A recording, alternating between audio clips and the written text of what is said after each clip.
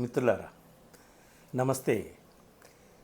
మొత్తానికి America president Trump ఇండియాని చాలా ఇరకాటంలో అయితే పెట్టేశాడండి. దీని పరిణామాలు ఎలా ఉంటాయి ఏమిటి అనేది మనం ఇప్పుడు ఊహించలేం. అది మన పాలకులు తీసుకునేటటువంటి నిర్ణయాలు, వాళ్ళు ప్రదర్శించేటటువంటి వివేచన శక్తి, ఇతర దేశాలతో మనకున్నటువంటి సంబంధాలు, వీటన్నిటి మీద మన దేశ భవిష్యత్తు, మన ఆర్థిక వ్యవస్థ ఇదంతా కూడా ఆధారపడి ఉంటుంది. కానీ కొన్ని విషయాలు అయితే ముఖ్యంగా మనం ఇక్కడ మాట్లాడుకోవాలి. అసలు ఏమైంది ట్రంప్కి? ఎందుకు ట్రంప్ ఇండియా మీద ఇంత ప్రత్యేకంగా కక్ష సాధింపు చర్యలాగా మొదలుపెట్టాడు? ఆల్ ఆఫ్ ఏ సడన్ ఎందుకు ఇండియా మీద ఈ పన్నులు విధిస్తున్నాడు? 25% టారిఫ్ అనౌన్స్ చేశాడు సడన్గా. Palika Sharma, most prominent anchor and political commentator, ఆవిడ తన షోలో ఏమందంటే, ట్రంప్కి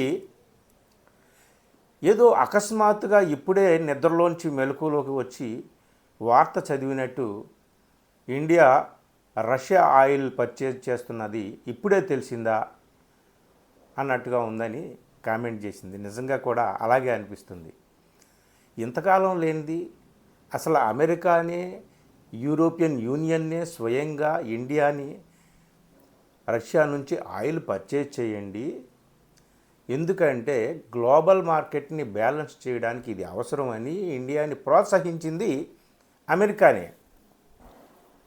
ఈ విషయం మన వాళ్ళు ministry of external affairs Monday release చేసిన ఒక స్టేట్మెంట్లో క్లియర్గా చెప్పారు. మరి అదే అమెరికా ఇప్పుడు రష్యా నుంచి నువ్వు ఆయిల్ కొంటున్నావు కాబట్టి నేను నీకు 25% ఇప్పుడు టారిఫ్ విధిస్తున్నాను, ఇంకా రష్యా నుంచి నువ్వు ఆయిల్ కొనడం ఆపేయకపోతే మరింత పెనాల్టీగా మరింత వేస్తాను అని చెప్పాడు.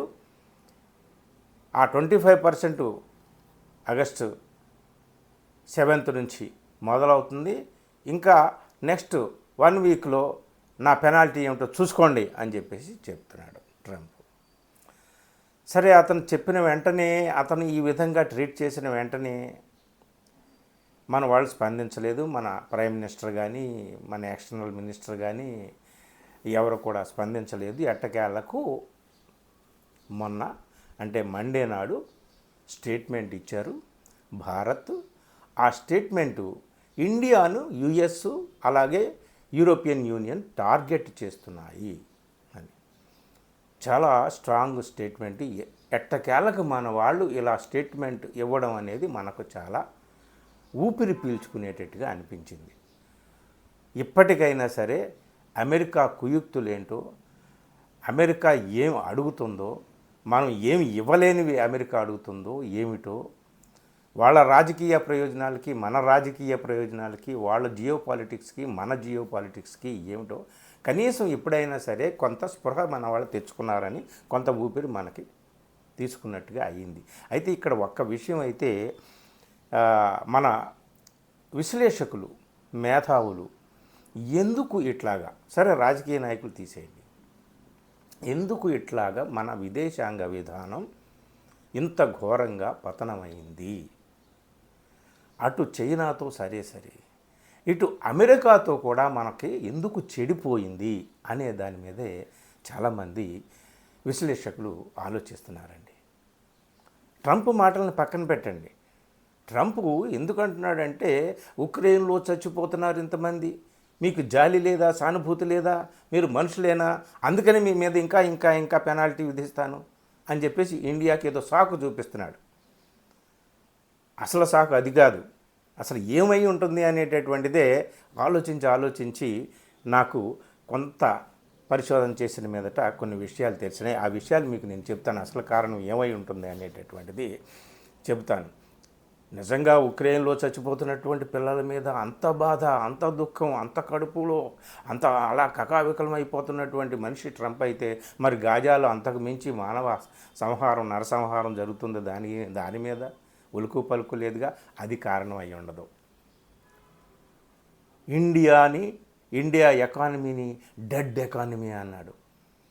మనమేమో విశ్వగురు ఇండియా, మనం మూడవ అతిపెద్ద ఆర్థిక వ్యవస్థగా ఆవిర్భవించబోతున్నాం, ఇప్పుడు 5వ స్థానంలో ఉన్నాం అని చెప్పి మన పాలకులు బోర విరుచుకొని మరీ చెబుతున్నారు.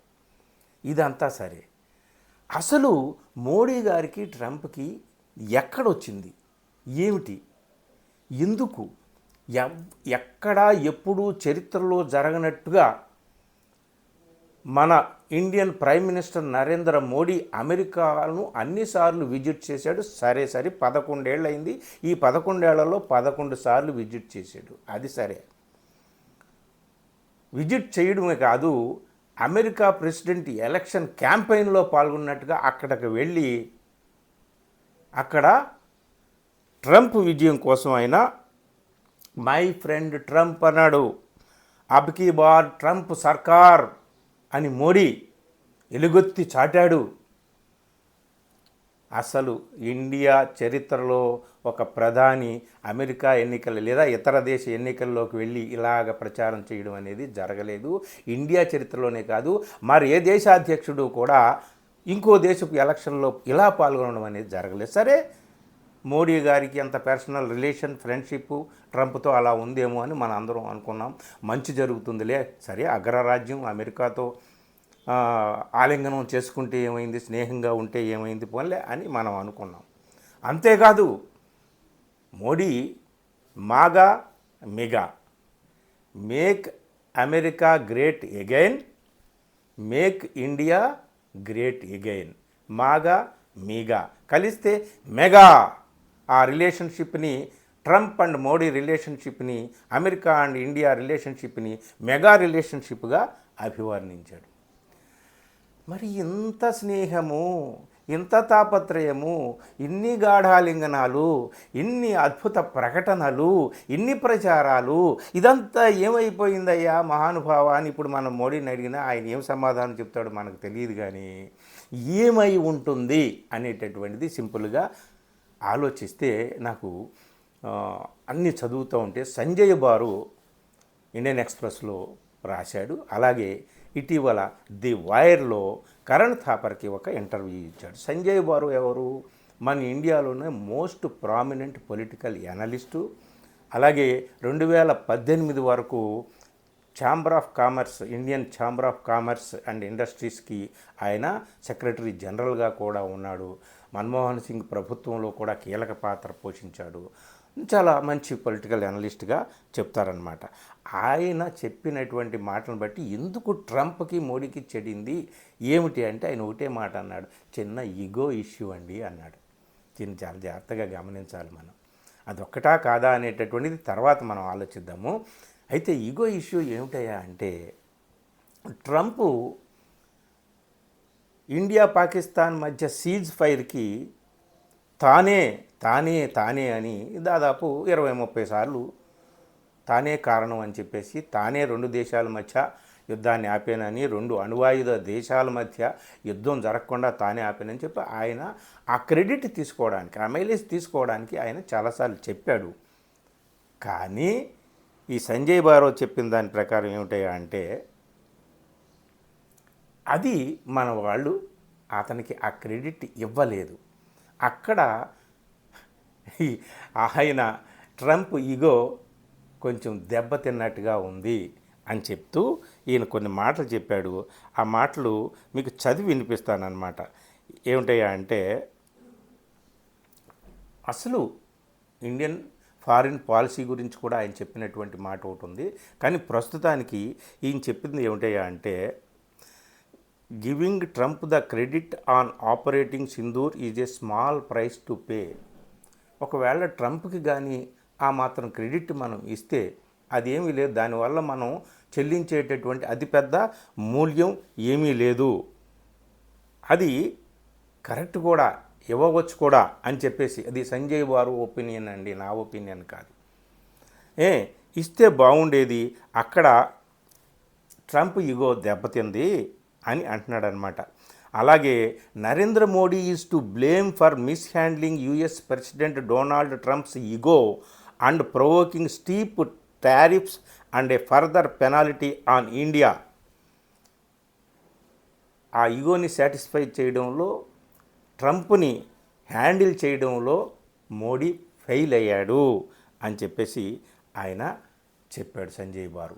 మీరు అవసరమైతే వైర్లోకి వెళ్ళండి, కరెంట్ తాపర్ ఇంటర్వ్యూ పూర్తిగా వినండి. చాలా అద్భుతమైన విషయాలు చాలా చెప్పాడు ఆయన. సో ఇది ఒక కారణము. అలాగే ఇంకొక కారణం ఏమిటయా అంటే, మన ఇండియన్ ఫారిన్ పాలసీ ఎన్నడూ లేనటువంటి this is the lowest point for Indian foreign policy అన్నాడు.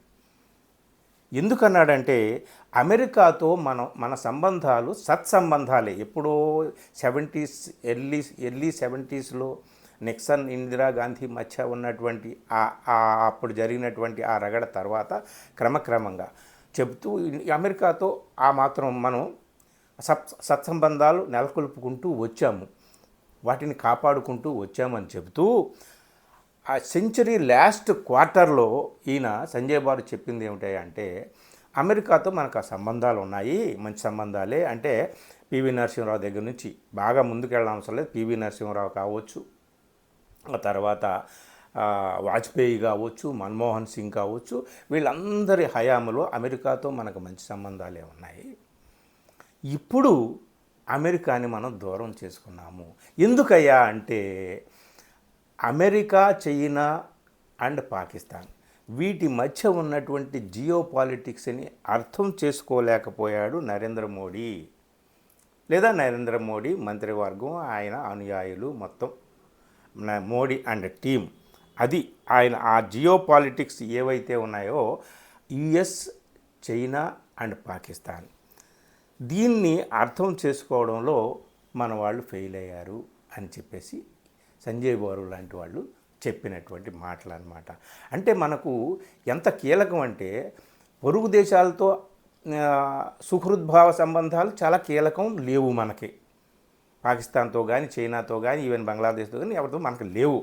చైనా లాంటి అతిపెద్ద దేశము ఇప్పుడు అమెరికాని కాసుకుందాం, చూసుకుందాం అనేటటువంటి స్థాయికి వెళ్ళిపోయింది చైనా.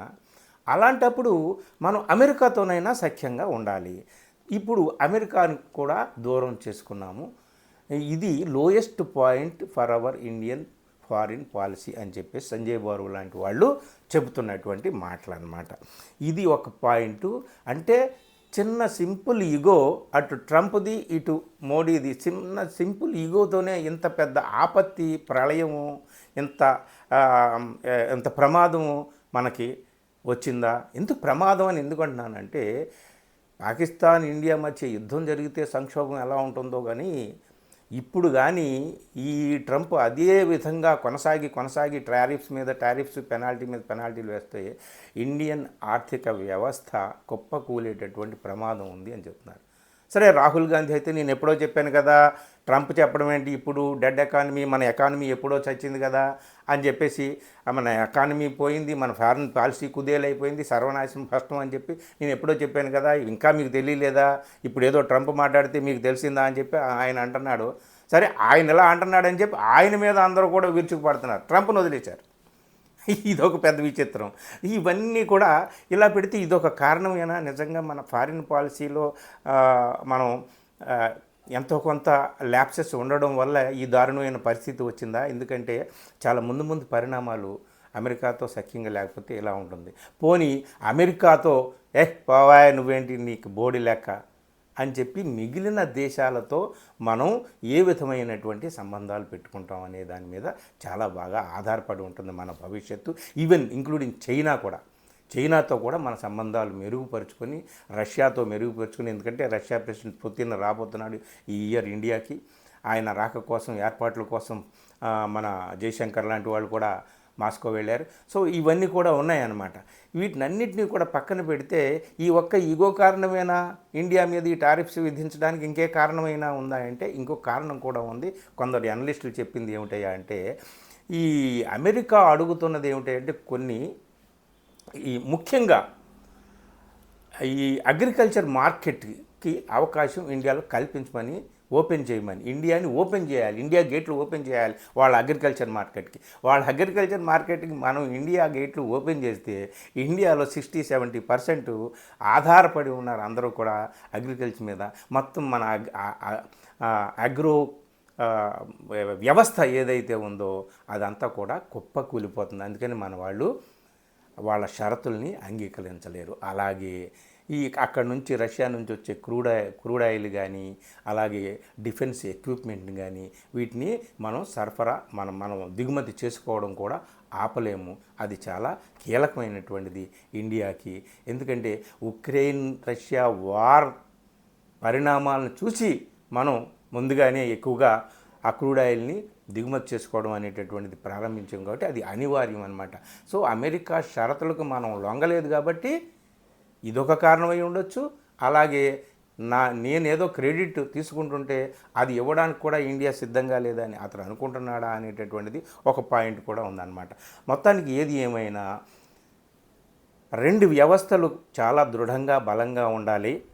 పొరుగునున్నటువంటి చైనా నుంచి మనం నేర్చుకోవాల్సింది రెండు ఏమిటంటే, ఒకటి ఆర్థిక వ్యవస్థ బలంగా ఉండాలి, రెండు విదేశాంగ వ్యవస్థ బలంగా ఉండాలి. రెండు విదేశాలతో మన సంబంధాలు బలంగా ఉండాలి, మన ఆర్థిక వ్యవస్థ దృఢంగా ఉండాలి. అప్పుడే ఎంత బలవంతమైన దేశాన్నైనా మనం ఎదుర్కోగలుగుతాం. మరి ఈ సంక్షోభం నుంచి, ఈ విపత్తు నుంచి మన దేశాన్ని ఎలా బయట పడేయగలుగుతారు, మనం ముందుకు ఎలా వెళ్ళగలుగుతాం, విశ్వగురువు ప్రపంచంలో 3వ అతిపెద్ద ఆర్థిక వ్యవస్థగా మనం వర్ధిల్లుతున్నాం అనేటటువంటి మాట నిజం చేయడానికి మన వాళ్ళు ఎలాంటి చర్యలు తీసుకుంటారు ఏమిటో చూడాలి. మొత్తానికి ట్రంప్ ఆగ్రహానికి కూడా కారణాలు ఉంటాయి. ఆ కారణాలు సరిగ్గా అర్థం చేసుకోవాలి. ఇది మిత్రులారా. ఈ తర్వాత మనం మరికొన్ని వీడియోల్లో మాట్లాడుకుందాం. Thank you.